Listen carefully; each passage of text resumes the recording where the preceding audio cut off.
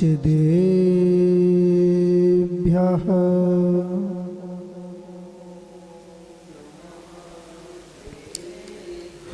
ॐ नमः सिद्धेभ्यः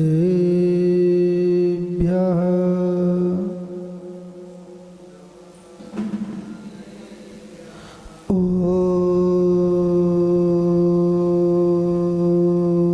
नमः सिद्धेभ्यः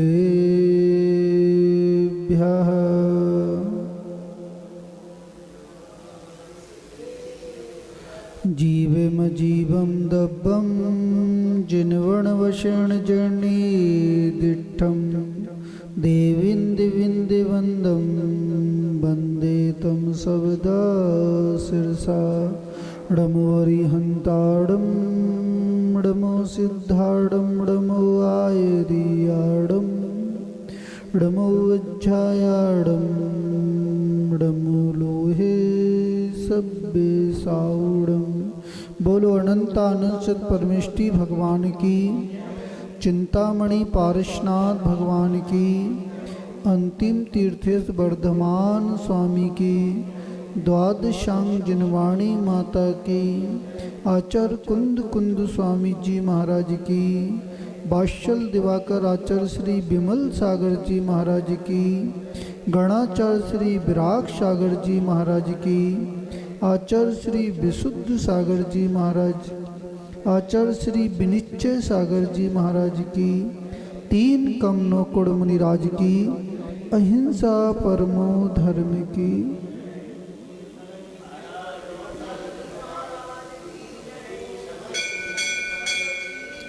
भव्य आत्मन, इस संसार में जिन्होंने कर्म रूपी वृक्ष को सुखा दिया है वे जीव अनंत सुख का अनुभव कर रहे हैं।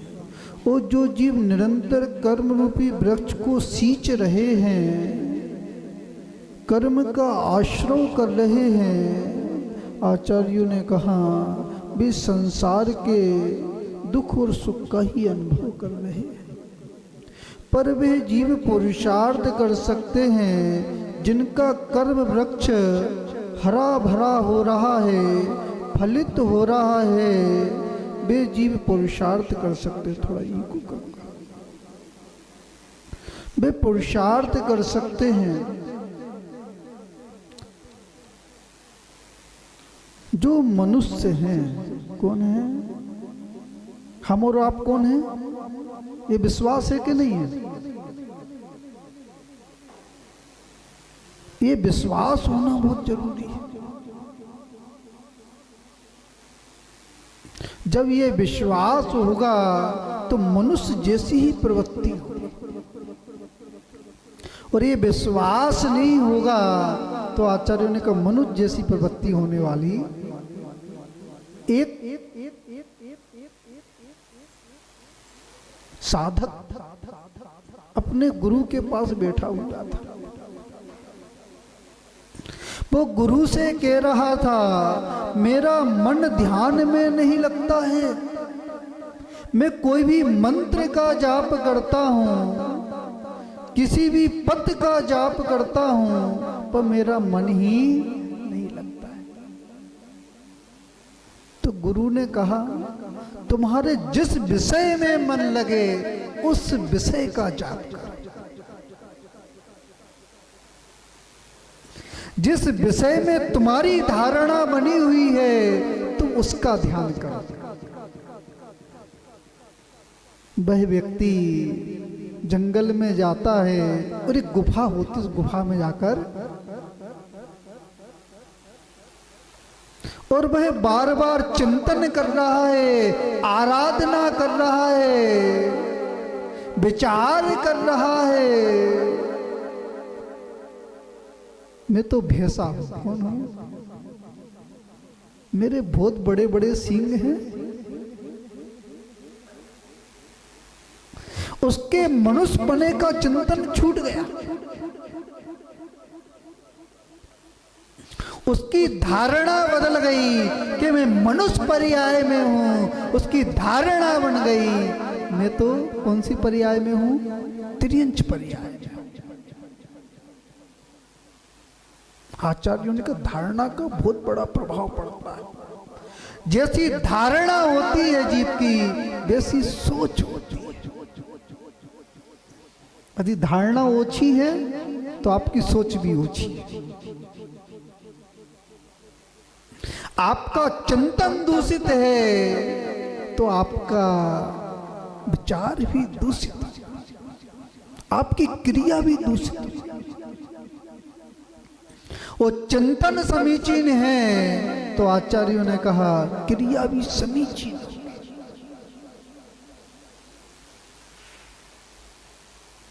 क्योंकि पंचम काल के जीवों को सत्य पछता नहीं।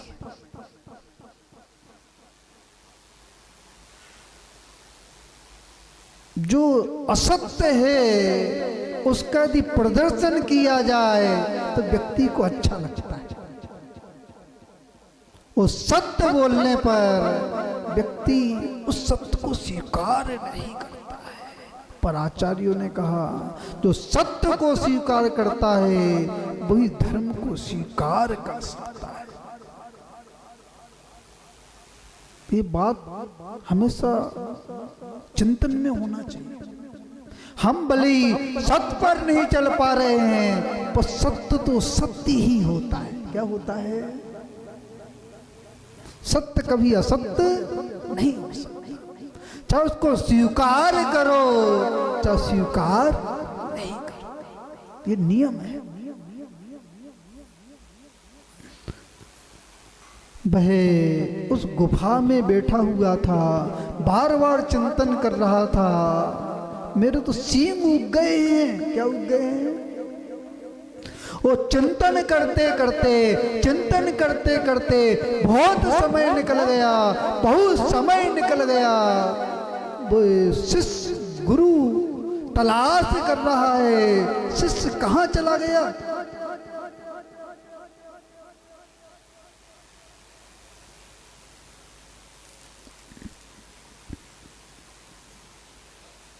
बार बार चिंतन कर रहा है, तलाश कर रहा है, शिष्य कहाँ चला गया? खोज में निकल गया, खोज में निकल गया और एक गुफा में बैठा हुआ था। गुरु ने आवाज लगाई, क्या कर रहे हो?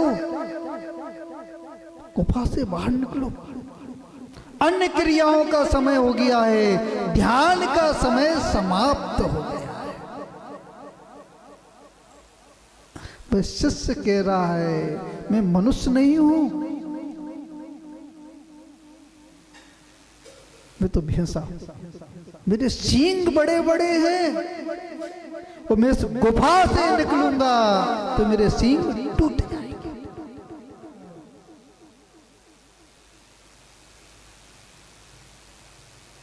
गुरु कह रहे हैं तुम भैंसा हो ही नहीं सकते, तुम्हारी मनुष्य पर्याय चल रही है, मनुष्य पर्याय चल रही है, तिर्यंच की पर्याय नहीं है, पुण्य प्रगति का उदय चल रहा है। पर वो स्वीकार करने को तैयार ही नहीं है। मेरे चिंतन में तो यह चल रहा है, मैं तो भैंसा बन गया, इस गुफा से बाहर निकलूंगा, जो मेरे विशाल सींग हैं, सुंदर सींग हैं, वो टूट जाएंगे, मुझको वेदना होगी। गुरु कह रहे हैं तुम्हारी धारणा सही नहीं है, तुम्हारी जो विचार करने की दृष्टि है गलत दिशा में तुमने विचार कर लिया है, इसलिए ऐसी धारणा बन गई। आज विचार करना, आपकी धारणा कैसी है? वास्तव में धन कमाना आपका पुरुषार्थ नहीं है, संसार को बढ़ाना आपका कर्तव्य नहीं है। आचार्यों ने कहा मोक्ष पुरुषार्थी मनुष्य का श्रेष्ठ पुरुषार्थ है। मोक्ष पुरुषार्थ के ऊपर दृष्टि है कि नहीं है? आचार्यों ने कहा जिनके तीव्र चारित मोहिनी कर्म का उदय चल रहा है वो मोक्ष पुरुषार्थ नहीं कर सकते, पर जो मोक्ष पुरुषार्थ कर रहे हैं, मोक्ष पुरुषार्थ कर रहे हैं, उनके प्रति भक्ति तो प्रकट ही कर सकते हैं। एक राजा था जिसका मेघनाथ नाम का राजा था और उसकी पत्नी का नाम पृथ्वी देवी थी। विशाल राज होने के बाद भी कोई संतान नहीं थी, संतान से मेल था। स्त्री उसका मन व्याकुल रहता था। जिन स्त्रियों की संतान नहीं होती है उनकी आत्मा से पूछो कैसा लगता है। वो प्रति समय कलुषित रहती है, वो विचार करती हैं कैसे पाप कर्म का उदय है, मेरी संतान नहीं है।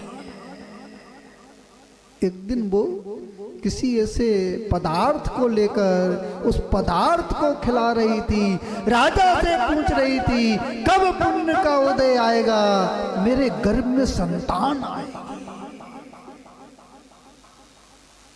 आचार्यों ने कहा संतति संतान ये पुण्य के उदय से रहते हैं, पुण्य नहीं है तो संतान की उत्पत्ति भी होने वाली नहीं। उसका मन व्याकुल था, पर एक कुछ पुण्य का उदय जागृत हुआ। एक शुभ कार नाम के मुनिराज विहार करते हुए नगर में आए। लोग बाग उनके पास जा रहे थे, आशीर्वाद ले रहे थे, निवेदन कर रहे थे, मोक्ष मार्ग का उपदेश सुन रहे थे। धीरे धीरे सब लोग जाने लगे, राजा रानी बैठे रहे। राजा कह रहा है कैसे पाप का उदय चल रहा है, हमारी संतान नहीं, कोई उपाय बता दो जिससे संतान की उत्पत्ति हो जाए। जो मुनिराज थे विशेष ज्ञान से संपन्न थे। मुनिराज ने कहा तुम लोगों ने पूर्व में अंतराय कर्म को बांधा है। किसको बांधा है? किसी को लाभ हो रहा था, कोई व्यक्ति दान कर रहा था, तुमने उस दान को रोक दिया, किसी के लाभ को रोक दिया। आज कर्म का उदय आया है इसलिए तुमको लाभ नहीं हो पा रहा है।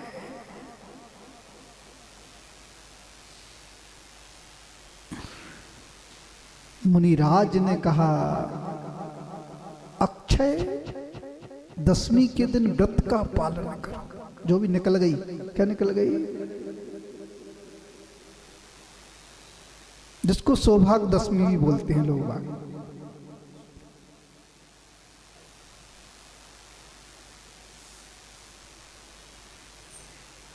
पूर्व कर्म का उदय चल रहा है, पूर्व कर्म का उदय चल रहा है, इसको क्षय करना है तो व्रत का पालन करो। जीवन में व्रत तो करना ही चाहिए,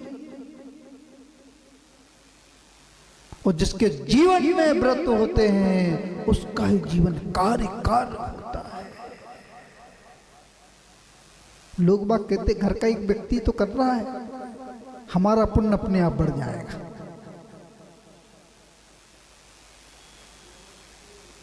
एक व्यक्ति पूजन कर रहा है, अनुष्ठान कर रहा है, व्रत कर रहा है, दान कर रहा है, मेरे परिवार का अपने आप पुण्य बढ़ जाएगा। पर जैन दर्शन में जो व्यक्ति जैसा पुरुषार्थ करता है उसके साथ वैसा ही कर्म बनता है। एक काम करना, जो व्रत उपवास करते हैं, जो पूजन पाठ करते हैं, प्रभु की आराधना करते हैं, उनको ही भोजन करवाना। तुम लोग भोजन का त्याग करते हैं। तुम लोगों को पेट भरता है कि नहीं भरता है?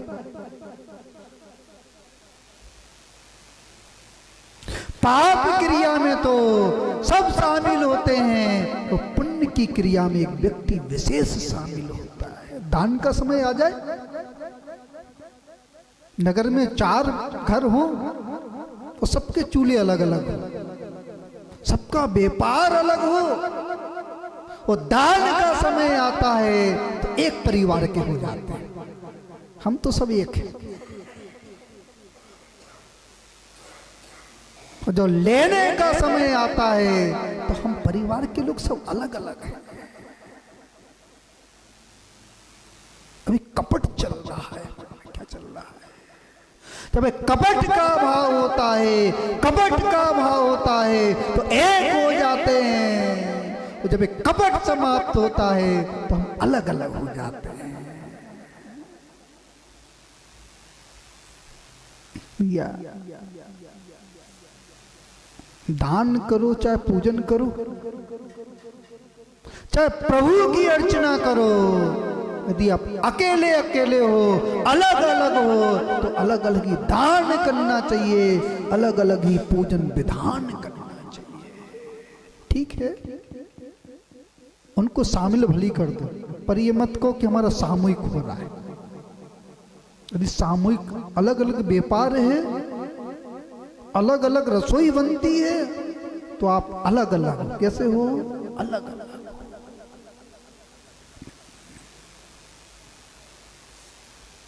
आचार्यों ने कहा, यदि पुण्य को रोकता है, अपने पुण्य को रोकता है, उसका भी पुण्य रुक जाता है। आप अपने पुण्य को रोक रहे हो। यदि ऐसा बोल रहे हो, ऐसा बोल रहे हो, 3 भाई हैं, वो दान का समय आता है, हम तो एक हैं। जब निमंत्रण आता है तो पूरे परिवार के लोग जाते कि एक ही व्यक्ति जाता है? चूल से निमंत्रण हो तो एक व्यक्ति जाता है कि पूरे व्यक्ति जाते हैं? मतलब भोजन के लिए तो इकट्ठे हैं हम लोग सब। कार्यक्रम कब अच्छा माना जाता है? जब अच्छा स्वादिष्ट भोजन तैयार हुआ हो, लोग बड़वाई करें, भोजन की बड़वाई करें, तो कार्यक्रम अच्छा हो। आप पंच कल्याणकों में जाते हो, बड़े बड़े विधानों में जाते हो, तो उस मंत्र को देखते हो कि भोजन को देखते हो? किसको देखते हो? पांडाल को देखते हो कि साधु को देखते हो? किसको देखते हो? जितना अच्छा पांडाल है, जितना अच्छे मिष्ठान बने हुए हैं, जितनी अच्छी व्यवस्था है, तो कार्यक्रम बहुत अच्छा हो जाएगा। मंत्र, एक भी मंत्र नहीं देखा। पंच कल्याणक होते हैं, पंच कल्याणक होते हैं, प्राण प्रतिष्ठा होती है। उन प्राण प्रतिष्ठा के मंत्रों पर दृष्टि रहती है कि नहीं रहती है? जो पूजन होती है, पंच कल्याणों की पूजा होती है, उन पूजाओं पर दृष्टि रहती है कि नहीं रहती है? हमारी तो व्यवस्था पर दृष्टि है। जो सम्यक दृष्टि जीव होता है, उसकी मूल पर दृष्टि होती है, अपर पर दृष्टि भगवान का समोसरण लगता है। बहुत लोग प्रवेश करते हैं, बहुत लोग प्रवेश करते हैं, कुछ लोग नाटशालाओं में रुक जाते हैं, कुछ लोग बगीचे में रुक जाते हैं। जो धर्म की महिमा को नहीं समझते हैं, जो धर्म की महिमा को समझते हैं, सम्यक दृष्टि जीव होते हैं, वो जिनेंद्र भगवान के पास जाते हैं, मनुष्यों के कोठे में बैठकर धर्म का श्रवण करते हैं। आप प्रवचन सुनते हो तो क्या पसंद करते हो? प्रवचन हम तो शैली को पसंद करते हैं। महाराज जी की शैली बहुत अच्छी है। सार को ग्रहण नहीं करते, शैली को ग्रहण करते हैं। भैया शैली कैसी भी हो, यदि आगम दिख रहा है, आगम दिख रहा है, तो आचार्य उनका आप जिनवाणी का श्रवण कर रहे हो। मां शैली दिख रही है तो इंद्री का विषय समझ में आ रहा है। क्या समझ में आ रहा है? संसार का विषय समझ में आ रहा है, अभी आगम समझ में नहीं आ रहा है। मुनिराज ने उपाय बताया, आगम का उपाय बता दिया। अक्षय दशमी के दिन, श्रावण सुदी दशमी के दिन आप व्रत का पालन करो, व्रत का पालन करो, व्रत का पालन करोगे 10 वर्ष व्रत का पालन करो। 1 वर्ष नहीं, कितने वर्ष? 10 वर्ष व्रत का पालन करो। उसने 10 वर्ष व्रत का पालन किया तो ऐसा सौभाग्य जागा, ऐसा सौभाग्य जागा। और राजा रानी दोनों ने किए थे व्रत। कुछ लोग क्या कहते हैं? महिलाओं का व्रत है। किसका व्रत है? राजा रानी दोनों ने व्रत किए थे। चंदन छठ का भी व्रत आता है, तो महिलाओं का नहीं, अकेला पुरुष भी कर सकते।